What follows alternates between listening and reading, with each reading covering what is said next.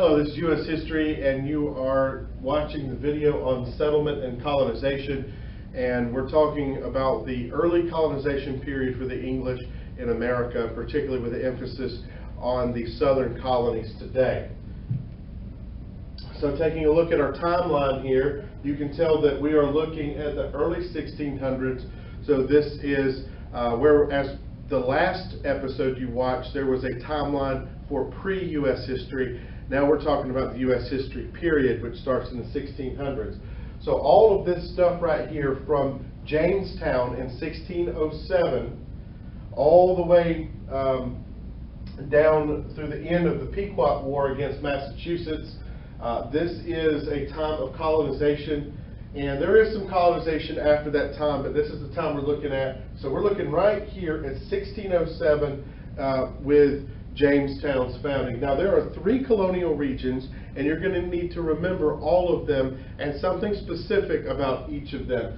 So first of all, we're going to look at the southern colonies. That's what we're going to look at today.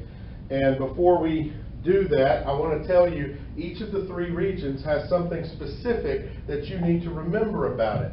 So looking at the southern colonies, I want you to remember that they were founded primarily for cash crops. Cash crops, okay? Cash crops are crops that are for the purpose of making money. So tobacco is the main one you're going to need to remember, but eventually it's going to be cotton. When we look at excuse me, at the New England colonies, I want you to remember this cross, okay? I want you to remember they are primarily created for religious purposes. The Puritans, Pilgrims, so forth, those groups are going to be instrumental in the founding of those areas. And then for the middle or the mid-Atlantic colonies, either one of those is acceptable. There's 2 things you need to remember. The first thing that you need to remember is that there is tremendous diversity.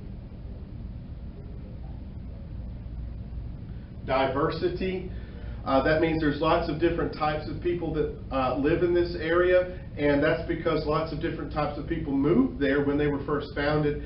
And remember, if you need help remembering this, New York City and New York State are part of the Mid-Atlantic colonies, and there's not a more diverse place in the world than New York. So remember, the diversity is a big deal, but also the Mid-Atlantic colonies are called the bread basket. The bread basket. So they're known for growing wheat and oats and things like that that go into bread. So they're known as the bread basket colonies, and they produce all kinds of things that go into the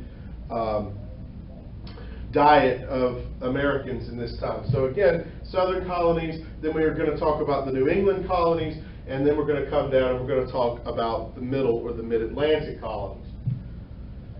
Okay, so looking at the southern colonies, we've got Georgia, we've got the Carolinas. Initially they were just one colony called Carolina, and eventually they become too big to really run as one. And so it's North and South Carolina, and also Virginia, which is the first one. That's where Jamestown was. And then also we have Maryland up there. So these are our southern colonies. So they include Virginia, Maryland, Carolina, and Georgia. The location of the southern colonies has very rich soil. You should know that because in the South, and particularly in Georgia, we have a lot of farming. So the South is very rich. So they're not going to be growing stuff to eat. Like, you're not going to have just a little tomato patch. That's called subsistence farming, growing just enough for your family. This type of farming is cash crop farming. So you're trying to make lots of money. So you're going to grow things like tobacco and cotton and things like that. There's deep rivers, and there's a distance from the fall line. It just means that they're able to ship the tobacco, and if they're too far inland, all they have to do is get to the nearest river, and it can be shipped down the river to the port, mainly the port of Savannah and Charleston and places like that. Okay, the economic development of the southern colonies reflected that geological line there. Again, subsistence farms tend to develop above the fall line or to the north. And that's because they don't have quite as rich a soil. It's not as flat up there. There's more hills, and you know that as you go further north in Georgia, it's like that. So they would grow just what they needed in those areas, and they would the excess they would barter or trade that to get the other things that they need. Commercial farms, that's why I put the little money signs here, tended to develop south of the fall line, and they yield they have high labor cash crops. It's very hard to do sugar cane, to get the sugar to make rum and things like that, tobacco, cotton. That's very labor intensive, which is why they're going to end up using slave labor. But the main one you need to remember is tobacco. That's the key one that's going to save the southern colonies. Rice and indigo, and again, we already talked about this in the last episode, but slave labor is very important for those types of farming.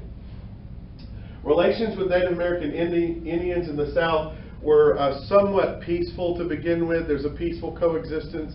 That's where they get together and they help one another. But as more English colonies began to arrive, they take more land. The more people there are, the more land they're going to need to live on. That just makes sense.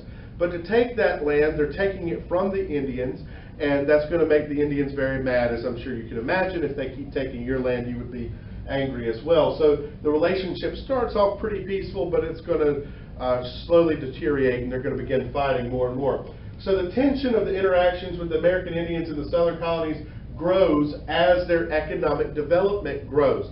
So as they become more prosperous economically, more people are going to want to move there. The more people that move there, plus just people having kids and stuff, the population expands. As the population expands in the colony, they're going to need more land and want more land, and they're going to take that land from the Indians. So that's going to hurt their relationship.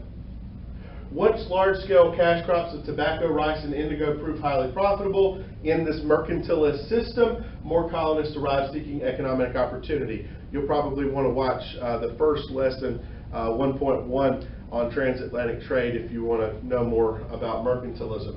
The growing English population in the southern colonies required more land, and that is why things got worse and worse. So Virginia is the first permanent English colony. Now the town is Jamestown. The colony is Virginia. So you're going to find that, just like Savannah is a town in Georgia, okay, you need to understand the colony is Virginia, planted by the joint stock company called the Virginia Company, and the town is Jamestown, Virginia, founded in 1607. This was a business venture of the joint stock company. Again, joint stock company, they share the burden so everybody doesn't lose out if it fails. Once financed by investors, Virginia Company planned to send colonists to find gold and other natural resources. And of course, they didn't find a lot of gold, so that was a problem. And they were supposed to send that stuff back to England so that England would become more wealthy, and also the joint stock company, the Virginia Company, would make money. So they were given official permission by King James I. Yes, that's the same King James of the King James Version of the Bible. He came up with that. Actually, he authorized it in 1604, and it came into being in 1611. But in 1607, in that middle time there, that's when he was allowing the Virginia Company to come to America. And in 1607, that's when they founded it. They were granted a charter by King James I. A charter is official permission to run this colony in his name. You're going to need to know that. You're going to need to know what a charter is. So this is a picture supposedly of what Jamestown looked like. You can see it's on the swampy, savanna-y looking area, and it's very swampy there, so it's not a great location for a colony, to be honest with you. The water's not really great, and there's a lot of mosquitoes, so hence a lot of diseases and things like that. But they are in a good location in terms of military because they're right on a river, on the James River. Okay. More about Jamestown. Initially, the colony suffered greatly because of the diseases, because of famine. Famine just simply means there's not enough food to go around. People are starving to death. They were not farming. Instead, they were panning for gold and things like that, and not finding a lot of it, by the way. So they were wasting that time when they should have been farming, and they should have been building homes for the winter and stocking up and things like that. So the Indian attacks also hindered the settlement, and it almost fell apart. The colony was planted on the James River, which had the deadly diseases, malaria, dysentery, And a lack of leadership also caused the colonies to be unprepared to sustain themselves for that first winter. Food and shelter had not been a priority for them, so again, they were not farming and doing things they should have been doing just to survive, and they didn't have any leadership to tell them not to. That enters this guy, Captain John Smith. You probably have heard that name from the Disney movie Pocahontas, where he looked something like that, when in actuality he looked something like that. He took forceful control of the colony, and he gave them the discipline they needed to survive. And his famous order was, "He that will not work will not eat." That's actually from the Bible. And that encouraged more farming, the construction of better fortifications, walls, better houses, and things like that. And people farming and doing what they should have been all along, so things got better. Smith was not always popular among the settlers, but he did help to save the colony through that first winter. Then enters a different guy, John Rolfe. In the movie, it's got John Smith and Pocahontas getting married. That's not what really happened. It was really John Rolfe.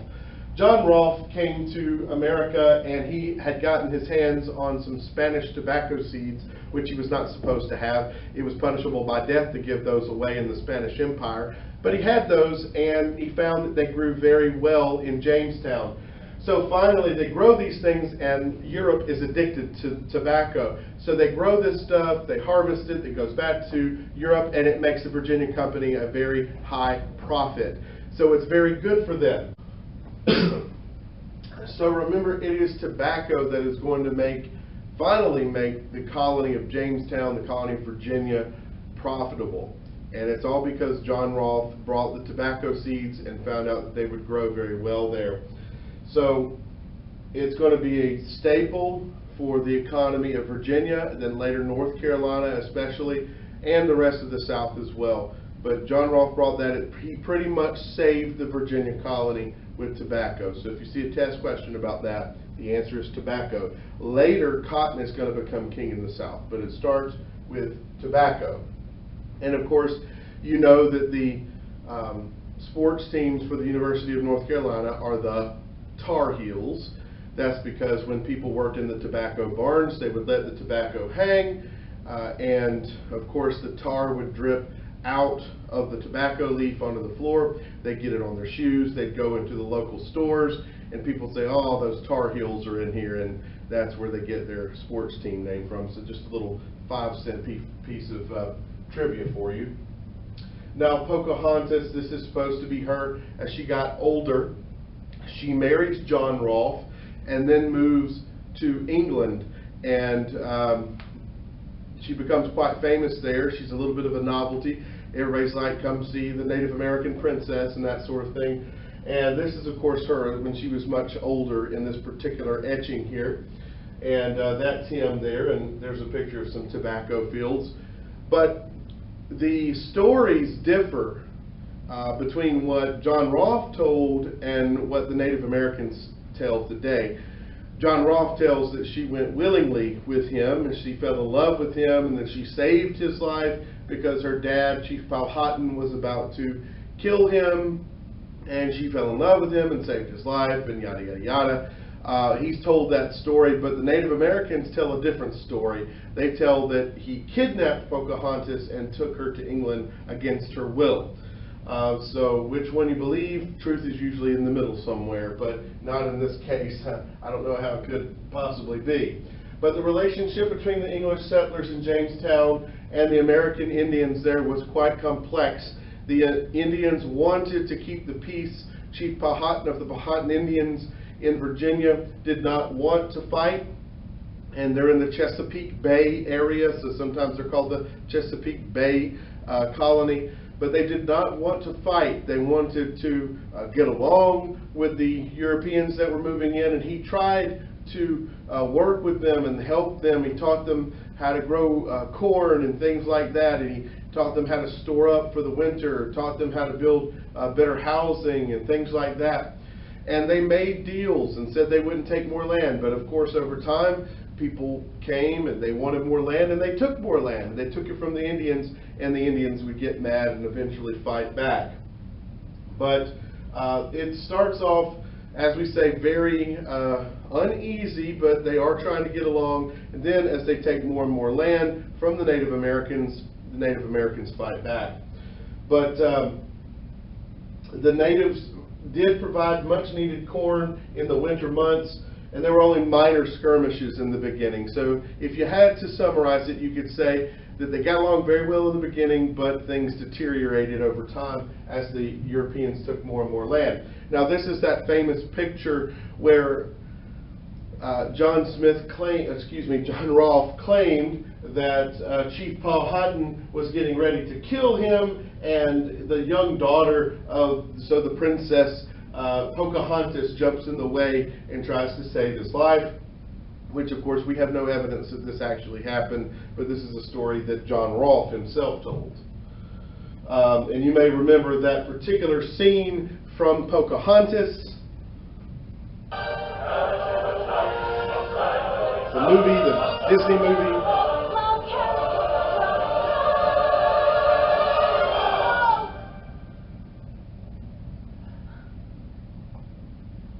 If you kill him, you'll have to kill me too. So you probably remember that particular scene from the movie, which is a wonderful movie, but so much of it isn't true, because first of all, it's John Rolfe that she's supposed to be saving, and in the movie it's John Smith, so I don't want that to confuse you. So there's so much wrong with that scene. John Rolfe's arrival in Jamestown changed many aspects of the colony. And again, I told you about this, but accounts of Rolfe's marriage to Chief Powhatan's daughter Pocahontas differ dramatically between what the English tell and what the Native Americans tell. The English say that it was a consensual marriage. That means she wanted to marry him. But the American Indian version says that it was a kidnapping and a forced marriage. Regardless of the circumstances, the relationship between the English and Virginia's American Indians declined rapidly as more settlers arrived. They're seeking their fortune in tobacco cultivation. So it's getting worse and worse. That brings us to Bacon's Rebellion in 1676. So because they were taking more and more land, the Indians began to attack more. And by 1676, it had gotten very, very bad. The Indians on the frontier were attacking out of anger and frustration, and they were killing lots of Europeans. So they wanted the government to do something about it. The frontier people wanted the government in Jamestown to act. Well, the governor of the colony of Virginia, William Berkeley, refused. He said, I'm not going to do that. I don't think it would be successful. I don't think it would be good for us.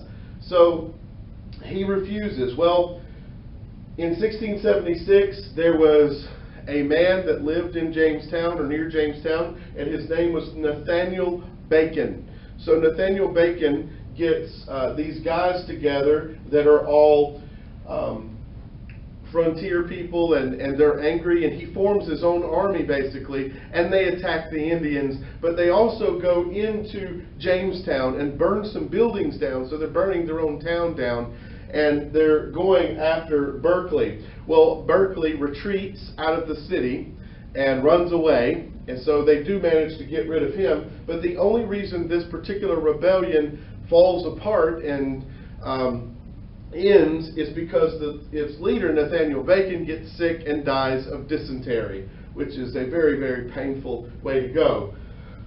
But he did manage to run Berkeley out of Jamestown and get fired. He torched much of the town to the ground, and England did call Berkeley back home and fire him. The king did fire him and send them better leadership. So we talked about Virginia. Now we're going to look at Maryland, which is the northernmost of the southern colonies. In 1632, King Charles I granted Lord Baltimore, that's where we get the city of Baltimore from, proprietary rights to land in the Chesapeake Bay region, which is near where Virginia is, Chesapeake Bay. The land was a reward for his service to the king, and the result is that Maryland was settled. Initially, it was a haven for Catholics who had been persecuted by the Protestants in England, so Catholics had a place to go. They could look forward to being treated nicely in Maryland. Because the Chesapeake Bay region was fertile ground for tobacco, similar land neighboring Virginia, Maryland's Catholics were quickly outnumbered in their own colony by farmers and such. In an effort to preserve the rights of Catholics in Maryland, Lord Baltimore quickly had the Act of Toleration passed in Maryland in the Legislative Assembly, and this law guaranteed religious freedom in Maryland to all Christians, whether they were Protestant or Catholic. That word toleration means to put up with, basically. We're supposed to be tolerant of other people. You don't have to agree with them, but we can tolerate each other. And that started way back in Maryland with the Act of Toleration. Now looking at Carolina, initially it was up here, and eventually they're going to split it in half. In 1663, the King of England granted a charter for a new Carolina colony. Carolina was the land south of Virginia, north of Spanish Florida, which was down here. And the colony was owned by 8 different guys who were proprietors. They had this joint stock company. And eventually they're going to split North Carolina and South Carolina. But as you can see, it was quite a large colony when it was first begun. So after it splits, the Carolina colony becomes north and south, and the location impacted the development and that it had on the other colonies as well. And along the coast, they produced many of the same things that Georgia produced in terms of rice, indigo. They had large plantations in South Carolina, just like they did in Georgia. The city of Charleston in the Southern Carolina colony was transportation hub. They had a big port there, just like the port of Savannah. They're really sister cities, Charleston and Savannah, very important for shipping. North Carolina is above the fall line, had a different soil and a different climate, so it just made sense for them to be different. They didn't grow rice and indigo and that sort of thing. Instead, they had small tobacco farms. You could still make a living with a small tobacco farm in those days. And the Carolina colony was officially divided in 1712 after wide-ranging single colony was too difficult to manage. South Carolina, with its valuable Charleston-based resources, was then taken from the owners by the king and made a royal colony. That means directly ruled by the king through one of his royal governors. They don't elect their governor anymore at this time in 1719.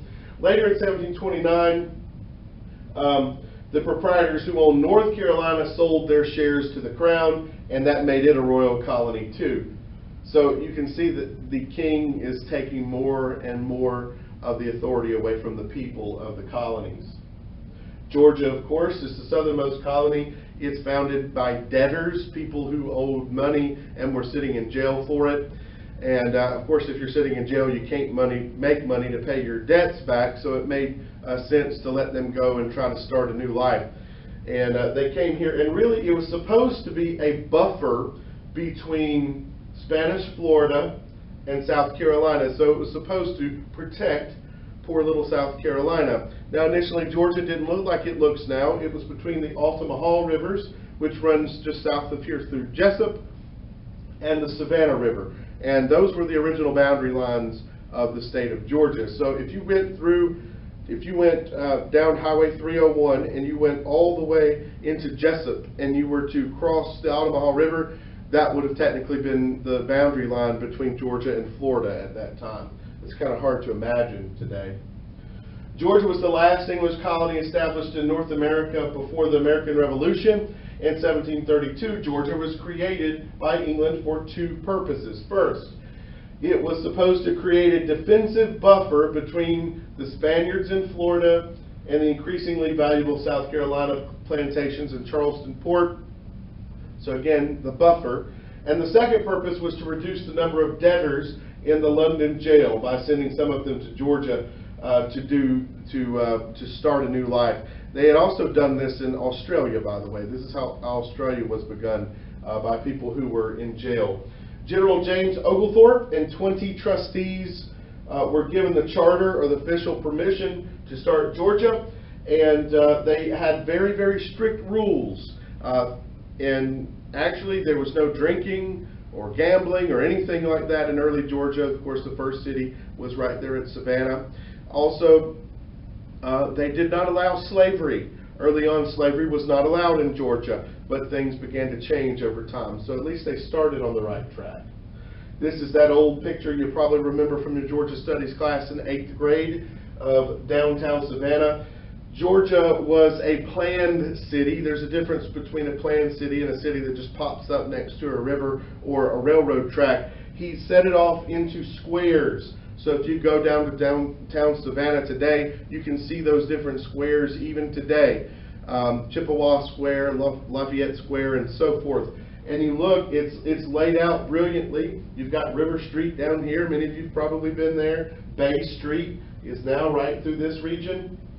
And the road that runs all the way right down here through the middle is an old Indian trail, and it's got an old Indian name. And if you get on this road in Savannah, you can just about find anything, and it's Abercorn Street.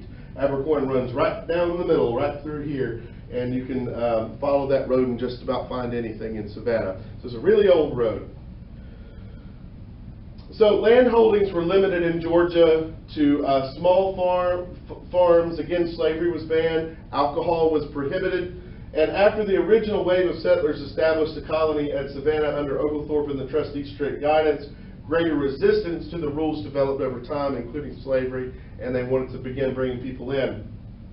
The Georgia colonists wanted greater autonomy, that means self-rule, ability to rule yourself, autonomy, and local legislative participation that settlers of the other 12 colonies enjoyed. By the 1740s, the trustees had given in to most of Georgia colonists' demands, including slavery. Tamachichi was a Yamacraw Indian chief nearby in Savannah who helped Oglethorpe and the English when they arrived there in Savannah. So, and he's buried down there in Savannah. There's a big monument to his grave if you go to downtown Savannah. There's James Oglethorpe, much loved founder of Georgia, good man, and Chief Tamachichi.